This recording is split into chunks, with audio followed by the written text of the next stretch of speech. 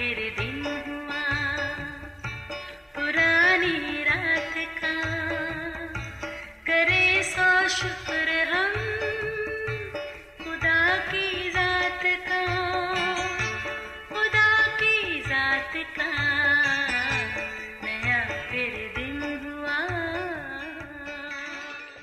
آج کی آیت۔ یسوع نے ان کی طرف پھر کر کہا، اے یروشلم کی بیٹیوں، میرے لیے نہ رو بلکہ اپنے اور اپنے بچوں کے لیے رو۔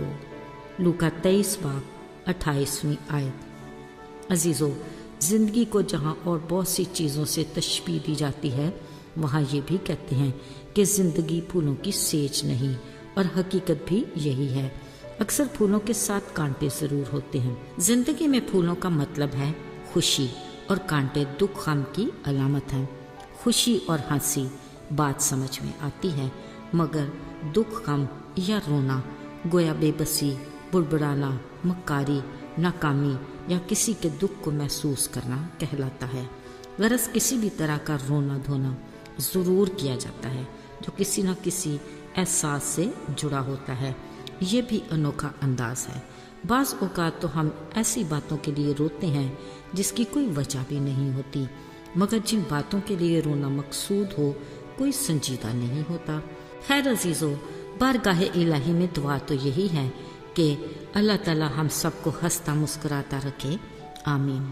عزیزو، پاک و بے عیب برے یسوع مسیح کا عظیم مشن دھیرے دھیرے اپنے تکمیل کی طرف بڑھ رہا ہے۔ اگرچہ بہت سی عدالتوں کے مقدموں کے دوران ابھی تک کوئی بھی جرم ثابت نہیں ہوا تھا کہ یسوع کو صلیبی موت دی جائے، مگر اس وقت کے مذہبی لیڈر اور لوگ بضد تھے کہ یسوع ناصری کو صلیبی موت ہی کی سزا دی جائے، کیونکہ وہ خود کو یہودیوں کا بادشاہ کہتا ہے۔ حقیقت میں تو یہ 100% درست تھا، مگر اس دور میں یہودی قوم اس بات کو تسلیم کرنے کے لیے تیار نہیں تھی کہ نبیوں کی پیشن گوئیوں کے مطابق مسیحا جو آنے والا تھا یہی یسوع ہے جو آ چکا۔ بہرحال یہ سب کچھ جو وقوع پذیر ہو رہا تھا وہ نبیوں کی پیشن گوئیوں کے عین مطابق تھا۔ سو پلاطوس نے خود کو بری الزما کر کے لوگوں کے بے حد اصرار پر یسوع کو صلیبی موت سنا دی، لہٰذا انہوں نے اسے کوڑے لگا کر کانٹوں کا تاج پہنایا اور اسے ٹھٹھوں میں اڑایا۔ عزیزو، یہ منظر انتہائی تکلیف دہ تھا جب وہ اپنی صلیب کندھوں پر اٹھائے کھوپڑی کی جگہ جو گلگتا کہلاتی ہے جا رہا تھا۔ یوں لگا گرتے سنبھلتے اٹھتے چلتے نجات کا یہ سفر طویل ہوتا جا رہا ہے، مگر عزیزو ذرا دل سے سوچے تو اس کی گہرائی میں کتنی خوبصورتی ہوگی جو اب تک فقط یسوع ہی محسوس کر پا رہے ہوں گے۔ اس کارواں میں شامل بڑی بھیڑ اور یسوع کو پیار کرنے والی وہ خواتین روتی پیٹتی اس کی دکھ کی تصویر کے دوسرے رخ سے بالکل بے خبر تھیں۔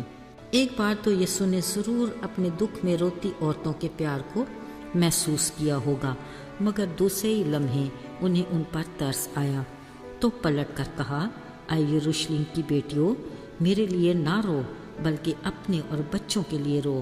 وہ اچھے سے جانتا تھا کہ یہ سادہ لوگ بشمول اس کے شاگرد اس دکھ بھرے نجات کے سفر اور کفارے کے عظیم مقصد کو سمجھ نہیں پا رہے۔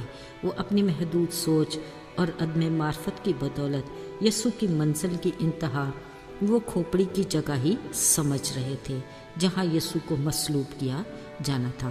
ان کے خیال میں کچھ دیر کے بعد یہ سب کچھ قصہ پارینہ بن جائے گا جسے کوئی یاد بھی نہیں کرے گا۔